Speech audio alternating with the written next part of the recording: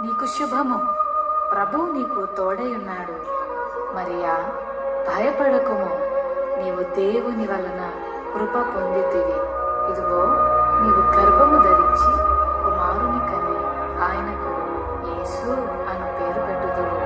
ఆయన గొప్పవాడై సర్వోన్నతుని కుమారుడనబడును. నేను పురుషుని ఎరుగని దాననే, ఇది ఎలాగు జరుగును?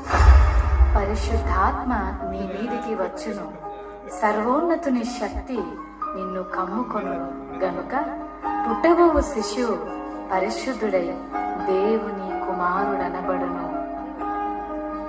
ప్రభు దాసురాలను, నీ మాట చెప్పున నాకు జరుగును గాక.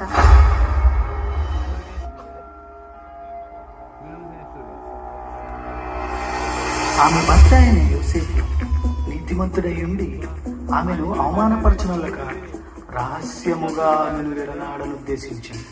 అతడు ఈ సంగతులను గురించి ఆలోచన చేయుచుండగా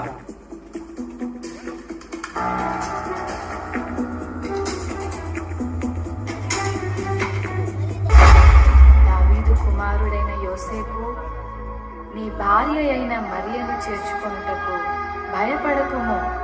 ఆమె గర్భము ధరించినది పరిశుద్ధాత్మ వలన కలిగినది. ఆమె ఒక కుమారుని కనును. తన ప్రజలను వారి పాపముల నుండి ఆయనే రక్షించును గనుక ఆయనకు యేసు అను పేరు పెట్టుదువు. యోసేపు నిద్ర మేలుకుని ప్రభువు దూత తనకు ఆజ్ఞాపించిన ప్రకారం చేసి తన భార్యను చేర్చుకొనెను.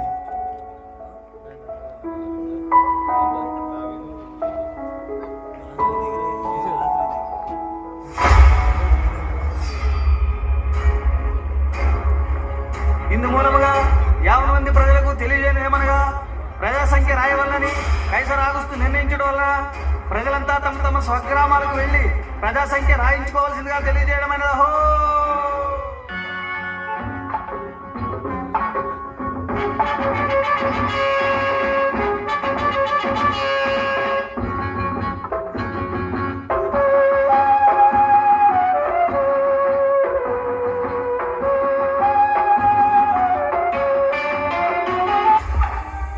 అమ్మా, నా భార్య నిండొచ్చుగారు, మీ ఇంట్లో కొంచెం స్థలం ఇస్తారా?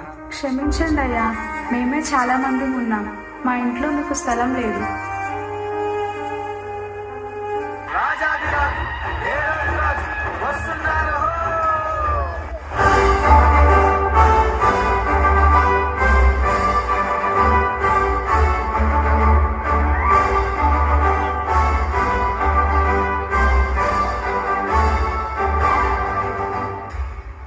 రాజైన హేరోదు దినములలో యూదా దేశపు బెత్లెహేములో యేసు పుట్టిన పిమ్మట, ఇదిగో, తూర్పు దేశ జ్ఞానులు యెరూషలేముకు వచ్చి, యూదుల రాజుగా పుట్టినవాడు ఎక్కడా?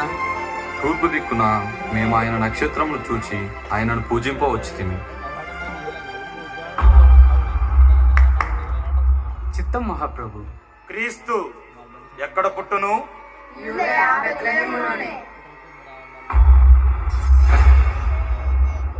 సరే, మీరు వెళ్ళి ఆ శిశువు విషయమై జాగ్రత్తగా తెలుసుకొనగానే నేను వచ్చి ఆయనను పూజించినట్లు నాకు వర్తమానము తండి.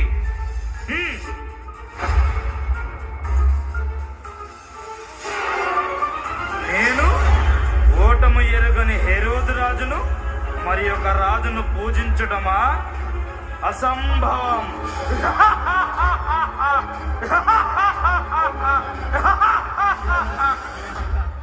ఆ దేశంలో కొందరు గొర్రెల కాపరులు పొలములో ఉండి రాత్రి వేళ తమ మందను కాచుకొనిచుండగా, ఈరేసా ఈ సరి చంపేస్తుందిరా, ఈ సరికి గొర్రెలకు చేత ఏట్రా మళ్ళీ ఈరేసా. ఏం చెప్పను రా మల్లేసా, ఈ సరికి మనల్ని కాసుకోవడం పెద్ద బాధగా ఉంటే గొర్రెలు కూడా కాయాలేంట్రా? భయపడకుడి, ఇదిగో, ప్రజలందరికీ కలుగబో మహా సంతోషకరమైన సువర్తమానము నేను మీకు తెలియజేయుచున్నాను. దావీదు పట్టణమందు నేడు రక్షకుడు మీ కొరకు పుట్టియున్నాడు. ఈయన ప్రభువైన క్రీస్తు. దానికిదే మీ కానవాలు.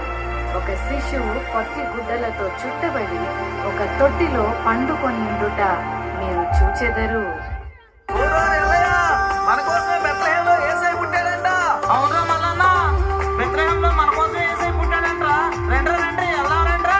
పదండి, రండి, త్వరగా వెళ్ళి యేసయ్య చూద్దాం, పదండి. పదండ్రా పదండ్రా బాబు, పదండ్రా. తప్పకుండా చూపిస్తాను, పద వెళ్దాము.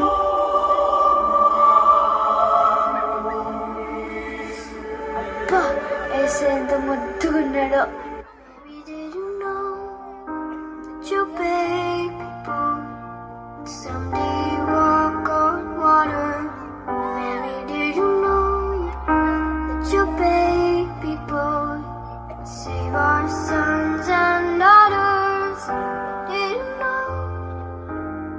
baby boy is gonna make you know.